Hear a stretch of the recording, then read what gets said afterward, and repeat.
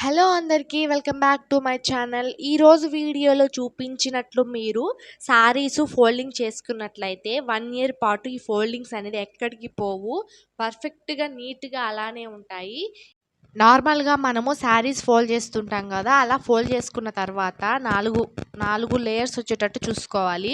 తర్వాత ఇలాగా మనము అడ్డంగా ఒక మడత వేసుకోవాలనమాట. అలాగా రెండిటిని ఇలాగా వీడియోలో చూపిస్తున్నట్టుగా ఫోల్డ్ చేసుకొని లేయర్స్ అనేది విడిపోకుండా టైట్‌గా పట్టుకొని ఇలాగా ఎడమ వైపుది తీసుకొనొచ్చి కుడి వైపుది మీద ఇలాగ సెట్ చేసుకోవాలి.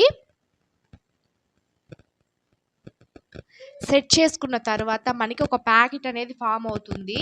తర్వాత బ్యాక్ వైపు ఇలాగ టర్న్ చేసుకోవాలి. చేసుకున్న తర్వాత పైనుంచి మనం ఒక 2 ఫోల్డింగ్స్ అనేది సెట్ చేసుకోవాలి.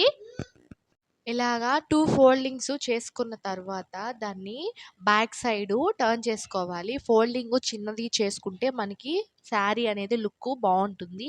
ఇలాగా టర్న్ చేసుకున్న తర్వాత ప్యాకెట్ అనేది మనకి ఫామ్ అవుతుంది. అప్పుడు ఎడ్జెస్‌లో టైట్‌గా పట్టుకోవాలి. లేయర్స్ అనేది ఊడిపోకుండా ఉండకుండా లోపల నుంచి టైట్‌గా పట్టుకొని మనం టర్న్ చేసుకోవాలనమాట.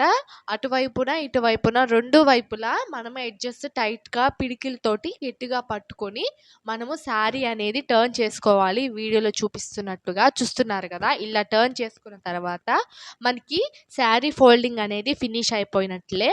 ఇంకా మనము బీరువాలో నుంచి శారీస్ తీస్తున్నప్పుడు శారీస్ కింద పడుతూ ఉంటాయి కదా! అలాంటప్పుడు కూడా శారీస్ ఫోల్డింగ్ అనేది అస్సలు పోదు. మనం ఎలా ఫోల్డ్ చేసామో అలానే ఉంటుంది. ఇప్పుడు ఈ ప్యాకెట్ ఉంది కదా! మధ్యలో గ్యాపు. ఆ గ్యాప్‌లో మనము బ్లౌజ్ కూడా సెట్ చేసుకోవచ్చు. లేదు అనుకుంటే మిడిల్‌లో కూడా మనము పెట్టుకోవచ్చు. చూస్తున్నారు కదా! మనం ఏ విధంగా వేసినా మనం కింద వేసినా కూడా ఈ శారీ ఫోల్డింగ్ అనేది అస్సలు పోదనమాట. మనం ఎలా ఫోల్డ్ చేసామో అలానే ఫోల్డింగ్స్ అనేది అలానే ఉంటుంది. ఈ వీడియో నచ్చితే అండ్ ఈ టిప్ నచ్చితే please like, share and subscribe to our channel. Bye bye.